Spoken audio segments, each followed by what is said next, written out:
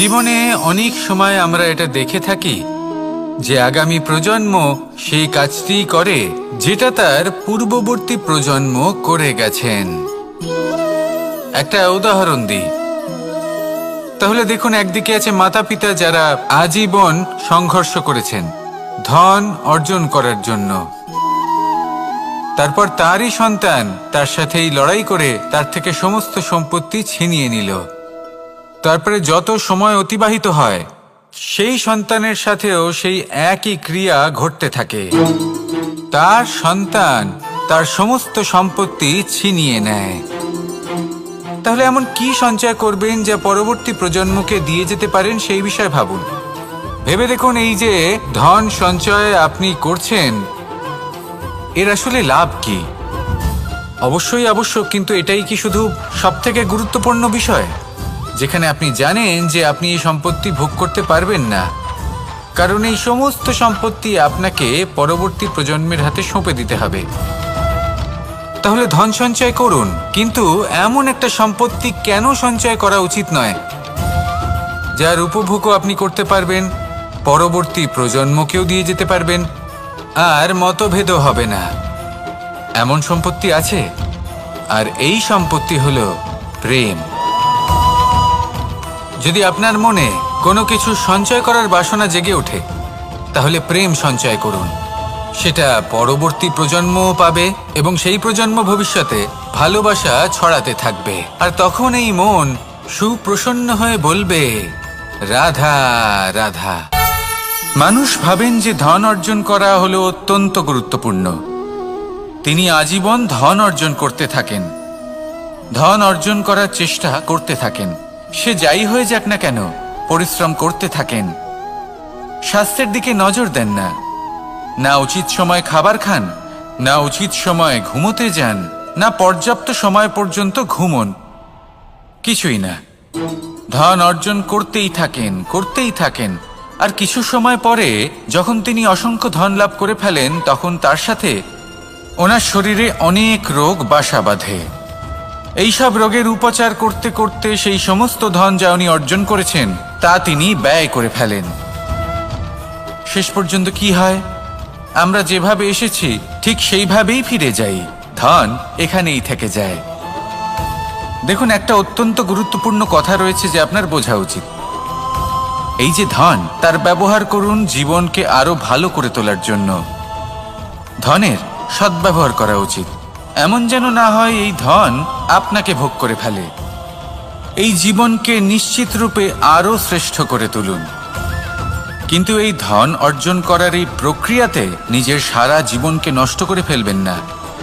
এই জীবন উপভোগ করতে শিখুন, আর আমার সাথে ভালোবেসে বলুন, রাধা রাধা। কথায় আছে, অন্ধকারে প্রদীপ প্রজ্বলিত করলে চতুর্দিক আলোকিত হয়। কিন্তু যদি এই প্রদীপ আমি সূর্যের আলোর সম্মুখে সকালবেলায় প্রজ্বলিত করে রেখে দিই, তাহলে কি হবে? আপনি বলবেন যে এটা করে তো কোনো লাভই হলো না। সূর্যের প্রকাশের সামনে এই প্রদীপ আসলে কিছুই নয়। এবার এই চিন্তা ভাবনা প্রত্যেক দিন করতে হবে, আর একটা অমূল্য শিক্ষা পেতে হবে। মনে করুন যে আপনি মহাপুরুষের সামনে বসে আছেন, কোনো মহাজ্ঞানীর সামনে। তাহলে সেই ব্যক্তির সামনে নিজের জ্ঞানের প্রদীপ প্রজ্বলিত করবেন না, নীরব থাকুন, আর সেই ব্যক্তির সূর্যের প্রকাশের মতো জ্ঞান প্রাপ্ত করুন। যতটা পারবেন জ্ঞান লাভ করুন। যদি এমন কোনো সময়, এমন কোনো স্থানে আপনি আছেন যেখানে চতুর্দিক অন্ধকার, কারোর কাছেই জ্ঞান নেই, সেখানে নিজের জ্ঞানের প্রদীপ প্রজ্বলিত করুন। এমন করলে দুদিক থেকেই আপনার লাভ হবে। আপনার জ্ঞান প্রাপ্তিও হবে, আর জ্ঞানের সঠিক প্রয়োগও করতে পারবেন। আর এই মন প্রসন্ন হয়ে বলবে, রাধা রাধা। মানুষের মধ্যে একটা বিচিত্র প্রবৃত্তি থাকে, অন্য সকলের বিষয়ে, তাদের জীবনের বিষয়ে, তাদের ব্যক্তিত্বের বিষয়ে, তাদের ভবিষ্যতের বিষয়ে অনুমান করা। এটা হলো অনুচিত। কারোর অতীতকালকে দেখে লোকে ভবিষ্যৎ বলে দিতে পারেন, বর্তমানকে দেখে ভবিষ্যতের বিষয়ে অনুমান করে ফেলেন। উদাহরণ দিতে হলে বলবো, কোনো দাসকে দেখুন, ওকে দেখে লোকে বলে যে ওর ভবিষ্যৎ সেটাই হতে পারে, অনুমান করে ফেলেন। আর এই রাজাকে দেখুন, উনি তো কত সুখী হবেন, উনি তো জগতের সব থেকে অধিক সুখী মানুষ, কত সুখ সুবিধা আছে ওনার কাছে, ধারণা করে ফেলেন। তবে সত্য তো এটাই যে কারোর ব্যক্তিত্বের বিষয়ে, তাদের ভবিষ্যতের বিষয়ে আপনি পূর্ণ সত্য কখনোই বলতে পারবেন না, শুধু অনুমান করতে পারবেন। আর এই অনুমান করে সত্যি কোনো লাভ হয় না, কারণ এই কাল সেটা হলো অত্যন্ত শক্তিশালী। কালো থেকে কালোতর কয়লাকেও হিরেতে পরিণত করতে পারে, অনেক বড় বড় রাজাকেও বিদূষক বানিয়ে ফেলতে পারে এক মুহূর্তেই। তাহলে আপনি অনুমান করে কি লাভ? কি পেলেন অনুমান করে? সেই জন্য কারোর বিষয়ে কোনো অনুমান করবেন না, তার ভবিষ্যতের বিষয়ে অনুমান করতে যাবেন না, কারোর বিষয়ে কোনো ধারণা করে নেবেন না। কিছু করতে হলে ভালোবাসুন, সবার মধ্যে ভালোবাসা ছড়ান, সবার মধ্যে ধন্যাত্মক ভাব ছড়ান। এই মন প্রসন্ন হয়ে বলবে রাধা রাধা। কেউ বলে জীবন খুব ক্ষণস্থায়ী, কেউ বলে জীবন হলো একটা সুন্দর স্বপ্নের মতো, আবার কেউ বলবে জীবন হলো এক কঠোর সত্য। কিন্তু জীবন আসলে কি? জীবন হলো আপনারই প্রতিবিম্ব, একটা দর্পণ। অর্থাৎ আপনি জীবনকে সেইভাবেই পাবেন যেরকম আপনি নিজেকে প্রতিপন্ন করবেন। যদি আপনি দর্পণের দিকে তাকিয়ে হাসেন, তাহলে আপনি সামনে হাসি মুখী দেখতে পাবেন। এবার যদি আপনি গম্ভীর হয়ে থাকেন, তাহলে আপনি একজন রুষ্ট ব্যক্তি দেখতে পাবেন। শেষে সবথেকে বেশি গুরুত্বপূর্ণ হলো আপনার চেষ্টা। আপনাকে সবসময় চেষ্টা করতে হবে যাতে আপনি নিজেকে প্রসন্ন এবং ইতিবাচক মনোভাবে রাখেন। এটা হলো আপনারই উত্তরদায়িত্ব, তাকে পালন করুন। এই মনকে প্রসন্ন রাখুন, এই সংসারকে সুন্দর বলে মনে হবে। আর এই মন প্রসন্ন হয়ে বলবে রাধা রাধা। মানুষের একটি সমস্যা আছে যে মানুষ সাফল্যকে মাপতে থাকেন, লক্ষ্যপ্রাপ্তিকে মাপতে থাকেন এবং তার তুলনা করতে থাকেন যে ও এত কিছু পেল আর আমি পেলাম না,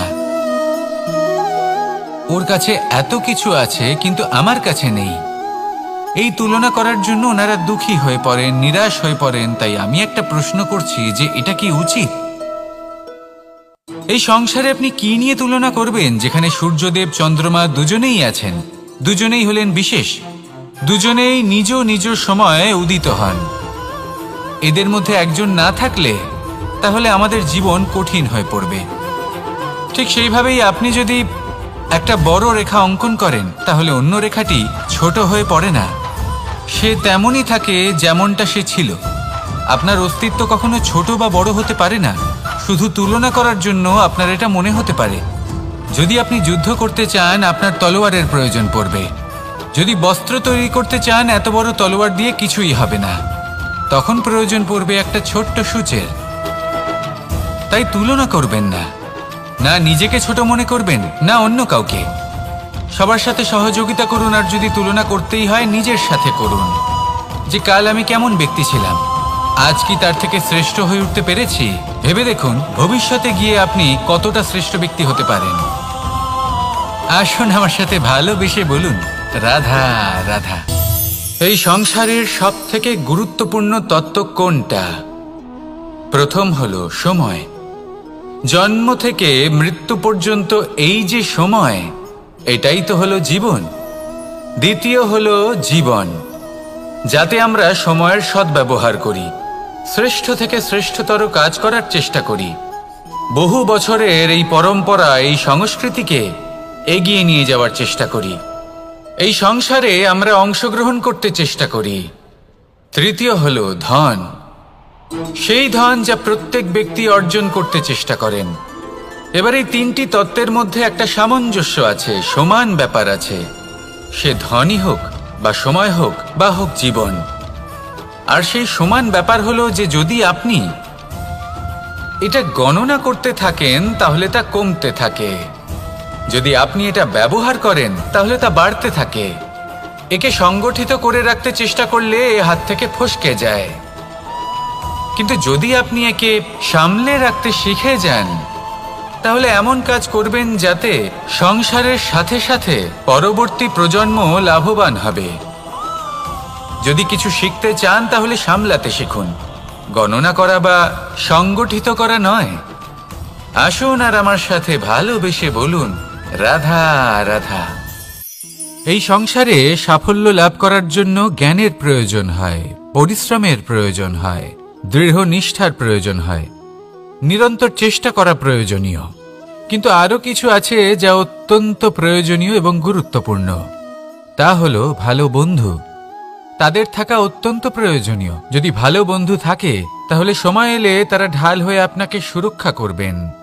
সময় এলে অস্ত্রের মতো শত্রুকে সংহারও করবেন।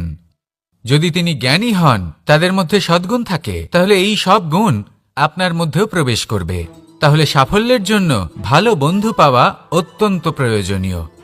কিন্তু শুধু বন্ধু কেন, ভালো শত্রুও থাকা প্রয়োজনীয়। এবার আপনি ভাববেন, আমি কি বললাম? যদি আপনার জীবনেও ভালো অর্থাৎ শক্তিশালী শত্রু থাকে, তাহলে আপনিও শক্তিশালী হতে থাকবেন। এই শত্রু আপনাকে প্রেরিত করবে আরো বেশি শক্তিশালী হয়ে ওঠার। কখনো কোনো হরিণকে দেখুন, তীব্র গতিতে দৌড়তে থাকে। কেন তীব্র গতিতে দৌড়য়? এই কারণে নয় যে কোথাও তার জন্য মধুর ঘাস অপেক্ষা করে রয়েছে, না। সে এই কারণে তীব্র গতিতে দৌড়য় কারণ সেটা না করলে তার পেছনে একটি সিংহ আছে যে ওকে নিজের ভোজন করে ফেলবে। তাই জীবনে বিপদ, সংকট, এই সব কিছুও হলো অত্যন্ত গুরুত্বপূর্ণ। তার সম্মুখীন হতে শিখুন আর আমার সাথে ভালোবেসে বলুন, রাধা রাধা। পুরুষার্থ। শাস্ত্রে 4 ধরনের পুরুষার্থের কথা বলা হয়েছে। প্রথম হলো ধর্ম। আপনি কি জানেন এই ধর্ম আসলে কি?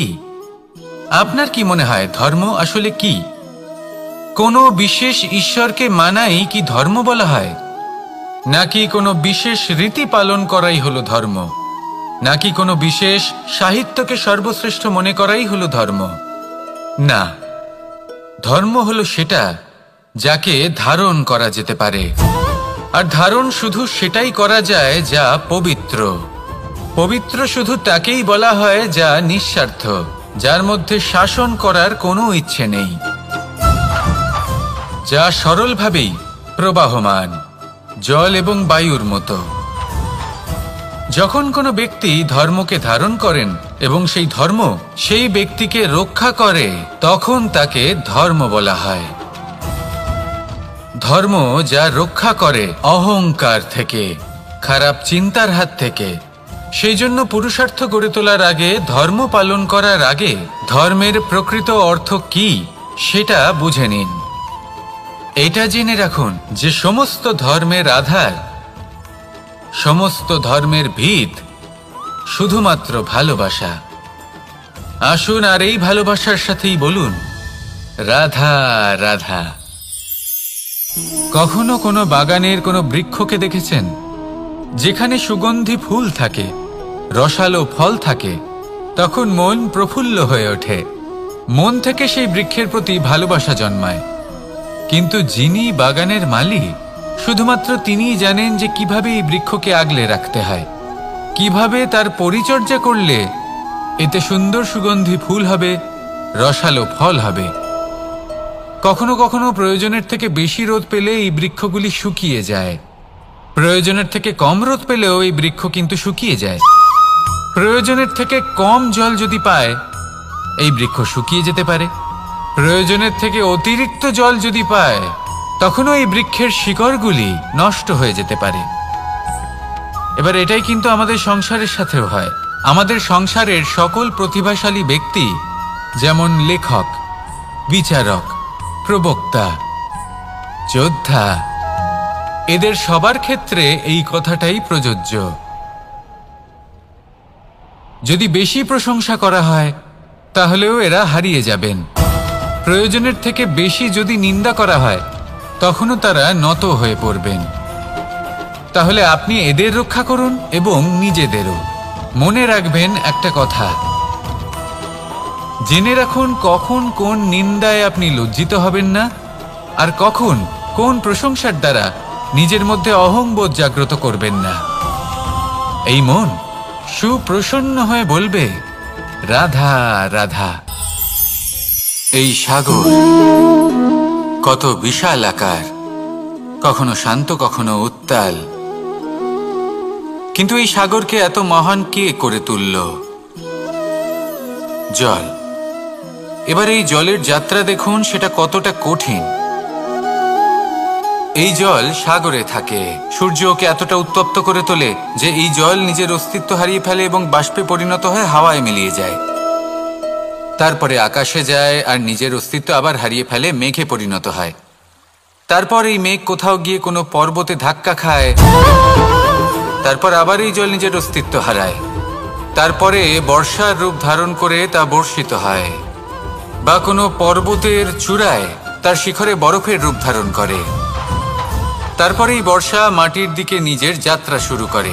এবার মাটিতে ঝরে পড়া এই বর্ষা স্রোতের আকার ধারণ করে এবং আস্তে আস্তে বইতে থাকে। এই নদীর আকার ধারণ করে এবং নদী রূপে বইতে বইতে পাথরে ধাক্কা খায় বা কোনো পর্বতে ধাক্কা খায়, আর তারপর এই নদী এসে সাগরে সমাহিত হয়ে যায়। নদীর এই জল আবারও নিজের অস্তিত্ব হারিয়ে ফেলে, কিন্তু এইবার সেই জল নিজেই সাগরে পরিণত হয়। এটা আমাদের সকলের জন্য একটা শিক্ষা যে এই সংসারে জীবন এবং সময়ের হলো এক অনন্ত যাত্রা। এই সংসারে যা কিছু আছে তার সূত্রপাত কোথাও একটা হবেই। সেই জন্য মৃত্যু এবং সমাপ্তির চিন্তা ত্যাগ করে দিন, আর যে সূত্রপাত আপনি লাভ করছেন তার আনন্দ উপভোগ করুন। ভেবে দেখুন আপনি কিভাবে শ্রেষ্ঠ কর্ম করতে পারেন যাতে এই সংসার এবং এই সমাজ এই দুইয়ের মঙ্গল সম্ভব। আসুন আমার সাথে ভালোবেসে বলুন, রাধা রাধা। একটি নৌকা বিশাল একটি সাগরে ভেসে চলে, কখনো যাত্রীদের বা কখনো বিশাল বস্তুকে নিজের সাথে বহন করে নিয়ে চলে, এক স্থান থেকে অন্য স্থানে পৌঁছে দেয়। এই নৌকা কখনো সাগরে আটকে পড়ে বা কখনো ডুবে যেতেও পারে, কিন্তু এই নৌকা তখন ডুবে যায় না যখন এর আশেপাশে অধিক মাত্রায় জল থাকে। এটা তখন ডুবে যায় যখন ও নিজের আশেপাশের থাকা জলকে নিজের ভেতরে প্রবেশ করতে দেয়। যখন আস্তে আস্তে এই জল প্রবেশ করতে থাকে, নৌকা ভারী হতে থাকে আর আস্তে আস্তে ডুবে যায়। এটা আমাদের কাছে একটা শিক্ষা। হতেই পারে আমাদের এই সংসারে, আমাদের জীবনে আশেপাশে অনেক বেশি মাত্রায় নেতিবাচক শক্তি থাকবে, ঈর্ষা থাকবে, বিদ্বেষ, ঘৃণা বা ভয় থাকবে, কিন্তু মনের এই নৌকা শুধু তখনই ডুববে যখন আপনি এই নেতিবাচক শক্তিকে নিজের ভেতরে প্রবেশ করতে দেবেন। মনে রাখবেন, এই নেতিবাচক শক্তিকে কখনো নিজের মনে প্রবেশ করতে দেবেন না। প্রবেশ করলেও তাহলে যেন সে সেখানে কোনো স্থান না পায়। শুধু এই বিষয়টা খেয়াল রাখলে আপনার মনের এই নৌকা জীবনের এই সাগরে সব সময় ভেসে থাকবে, আর এই মন প্রসন্ন হয়ে বলবে, রাধা রাধা। যত শক্তিশালী এই মন, তত শক্তিশালী এই শরীরও। এই যে আমাদের শরীর, এটা আসলে কি? এ হলো একটা রথের মতো, আর একটা রথ ততক্ষণ চলতে পারবে না যতক্ষণ না তাকে কোনো সারথি চালাবে। এই মন হলো শরীরের সারথি। এবার ভাবুন, যদি এই সারথি শক্তিহীন হয়, দুর্বল হয়, তাহলে এই রথের কি হবে? এটা উচিত পথে চলতে পারবে না, উচিত গতিতে চলতে পারবে না, মন মতো স্থানে এটা পৌঁছতেও পারবে না। সেই জন্য মনের শক্তি অত্যন্ত প্রয়োজনীয়। এবার মনের শক্তি আমরা কোথা থেকে লাভ করি? দৃঢ়তার শক্তি থেকে। এবার এই শক্তি আমরা কিভাবে বাড়াতে পারি? আমরা প্রতিদিন কিছু নতুন স্থির করি, কিছু ছোট কিছু বড়, আর যেই আমরা নতুন কিছু পূর্ণ করি আমাদের মনের শক্তি বেড়ে যায়। আর যদি পূর্ণ না করতে পারি, মনের শক্তি কমে যায়। একটা দেওয়ালের মতো ছোট ছোট ছোট ছোট শিলা আমরা একটার পর একটা স্থাপন করে একটা দেওয়াল তৈরি করি। এতগুলো পাথর যখন একত্রিত হয়ে যায় তখন এমন এক দেওয়াল তৈরি হয় যাকে ভাঙা প্রায় অসম্ভব হয়ে দাঁড়ায়। সেরকমই হয় মন এবং দৃঢ়তা। ছোট ছোট কাজ করে নিজের লক্ষ্য পূর্ণ করুন। এই লক্ষ্য যদি পূর্ণ হয় তবে মনের শক্তি বাড়বে। কিছুটা এইভাবে যে যত বড়ই বিপদ আসুক না কেন, সেই বিপদ নিজে হার মেনে নেবে, কিন্তু আপনার মন ততটাই শক্তিশালী থাকবে। তাই মনের শক্তি বাড়াতে থাকুন, যাতে আপনি উচিত পথে চলতে পারেন, উচিত গতিতে চলেন আর মনোবাঞ্ছিত স্থানে পৌঁছতে পারেন। তবেই এই মন প্রসন্ন হয়ে বলবে, রাধা রাধা। ওমা, এ কি? আমি কখন থেকে এখানে অপেক্ষা করছি, হাত পেতে দাঁড়িয়ে রয়েছি যাতে একটা ফল আমার হাতে এসে পড়ে এবং সেটা আমি খেতে পারি। কখন থেকে অপেক্ষা করছি, কিন্তু সেটা হচ্ছেই না। এবার আপনি বলবেন যে এসব কি বলছি, এ কি অদ্ভুত কথা বলছি। যদি ফল খেতে হয় তাহলে আমাকে বৃক্ষে চড়তে হবে, ফলের কাছে পৌঁছতে হবে, তবেই তো ফল পাবো। এবারে এটা অত্যন্ত সহজ ব্যাপার, কিন্তু এই বিষয়টা আপনি নিজের জীবনের প্রসঙ্গে ভেবে দেখুন। লক্ষ্য কোথায় আছে আপনি জানেন, সেই লক্ষ্যে পৌঁছানোর পথ কি সেটাও আপনি জানেন, সেই পথে চলার ক্ষমতাও আপনার রয়েছে, কিন্তু তাও আপনি নিজের লক্ষ্য লাভ করতে পারছেন না। কেন? কারণ আপনি অপেক্ষা করছেন যে লক্ষ্য আপনার সামনে চলে আসবে, কিন্তু তা হয় না।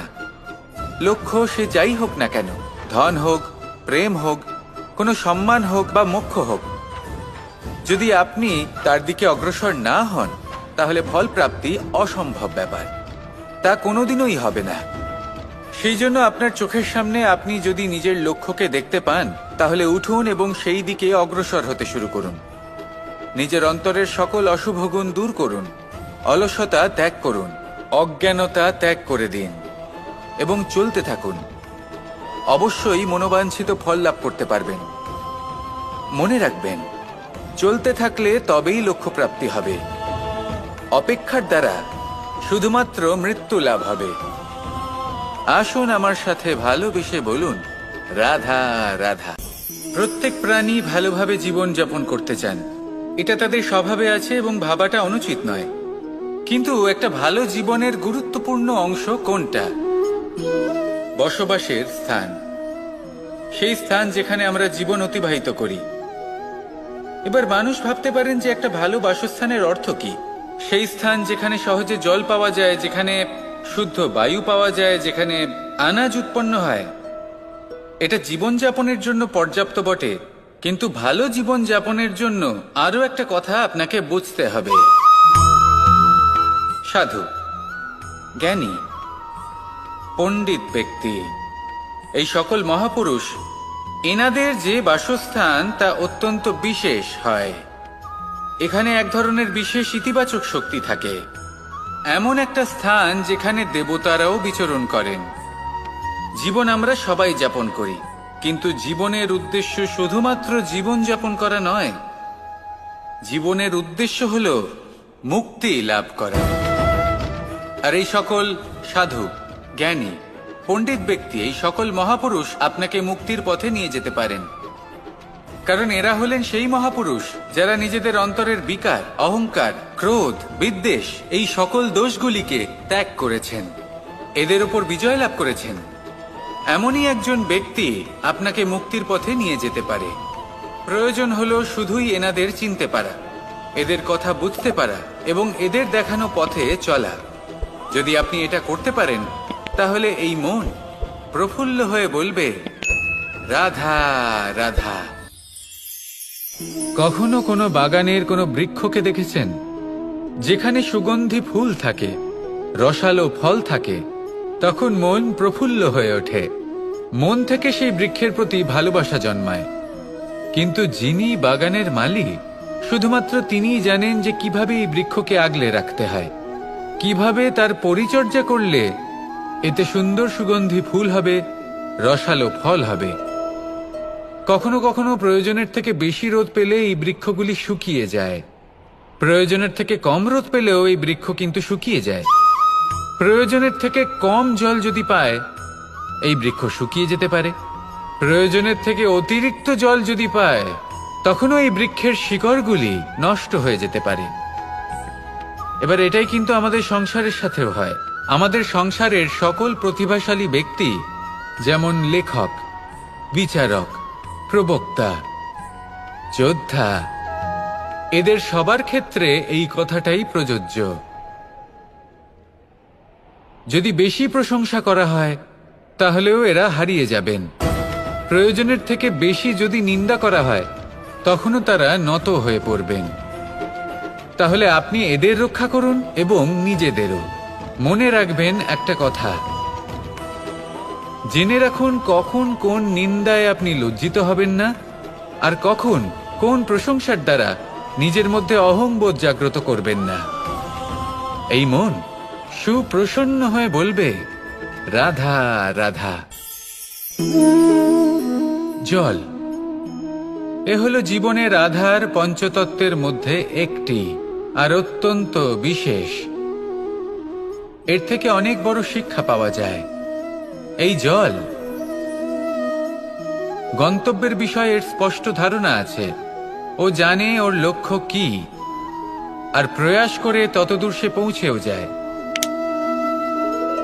এটি পর্বত থেকে বয়ে নিচে নেমে আসে, নদীর সাথে সমাহিত হয়ে তার সাথে বয়ে চলে, চিরসবুজ বনানী গড়ে তোলে, প্রাণীদের তৃষ্ণা নিবারণ করে, সামনে এগিয়ে চলে, মানুষের সাথে মিলিত হয়।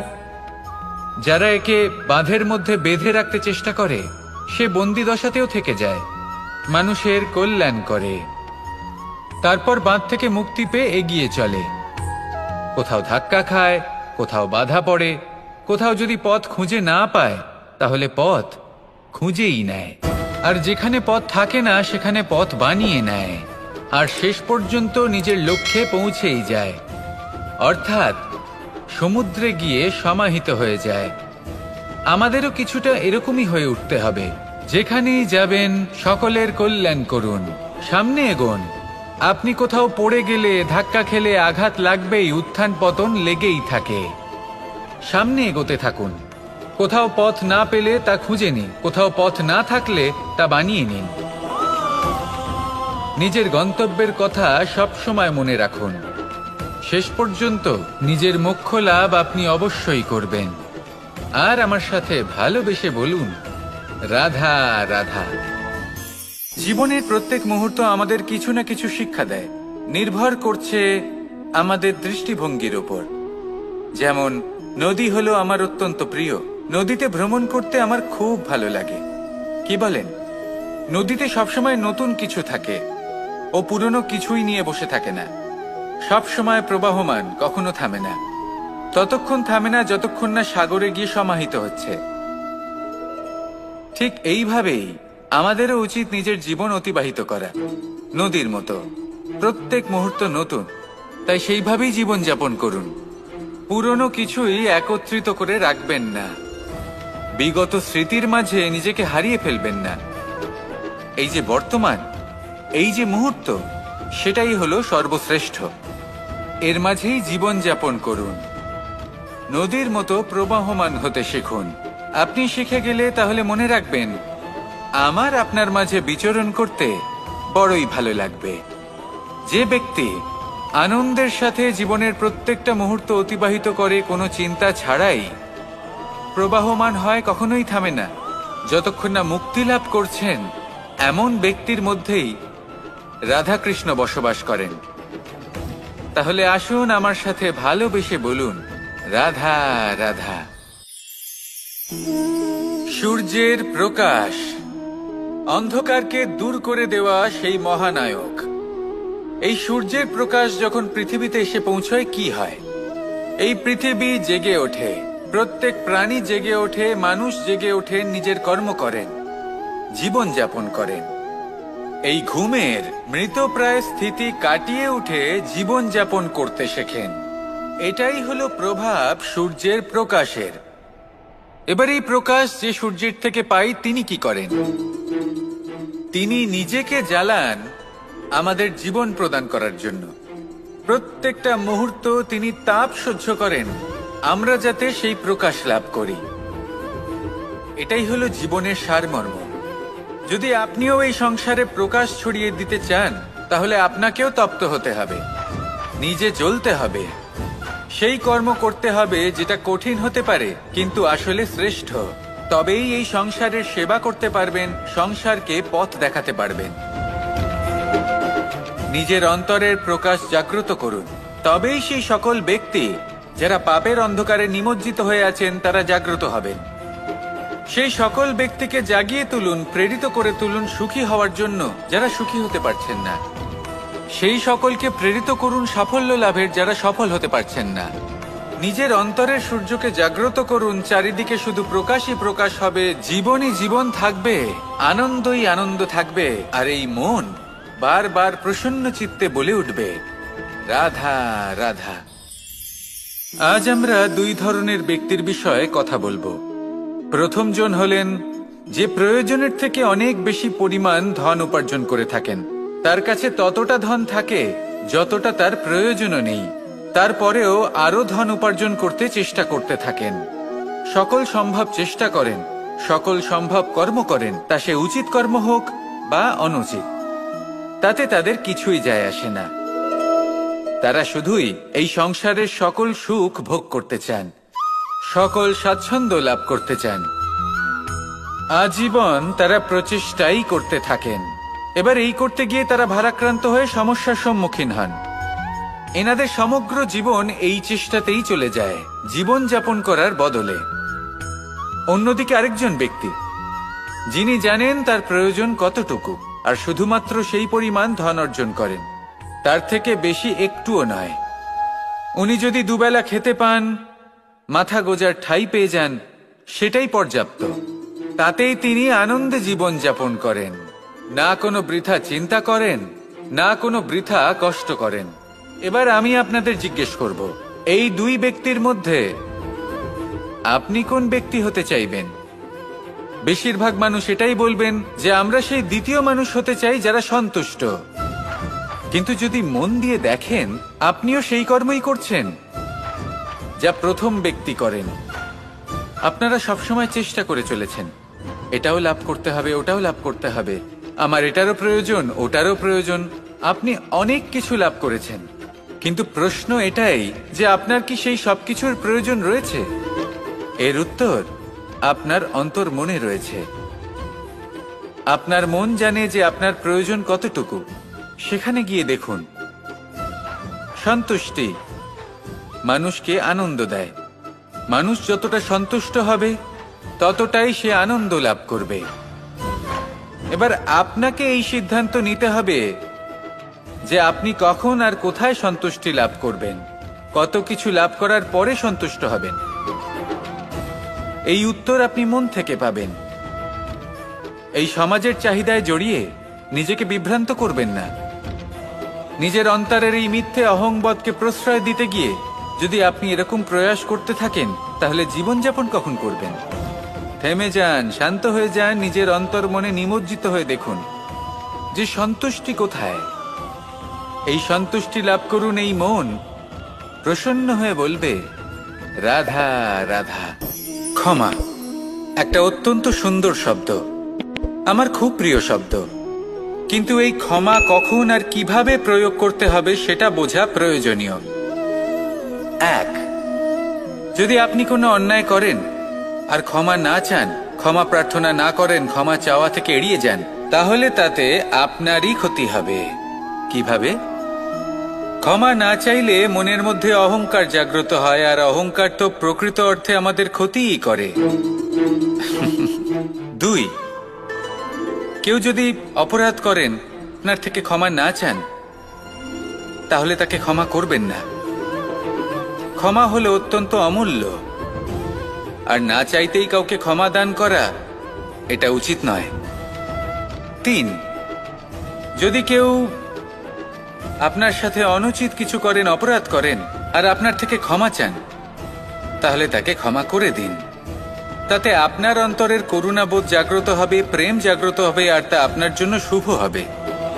চার, যদি আপনি নিজে কোনো অপরাধ করেন, তাহলে অবশ্যই ক্ষমা চাইবেন। তাতে আপনারই লাভ হবে। কিভাবে? সামনের ব্যক্তি আপনাকে ক্ষমা করুক বা না করুক, আপনার অন্তরের অহংকার ক্ষীণ হবে, আর এই মন আরো নির্মল হয়ে উঠবে। এই ক্ষমা অত্যন্ত অমূল্য, ভেবেচিন্তে একে ব্যবহার করুন আর আমার সাথে ভালোবেসে বলুন, রাধা রাধা।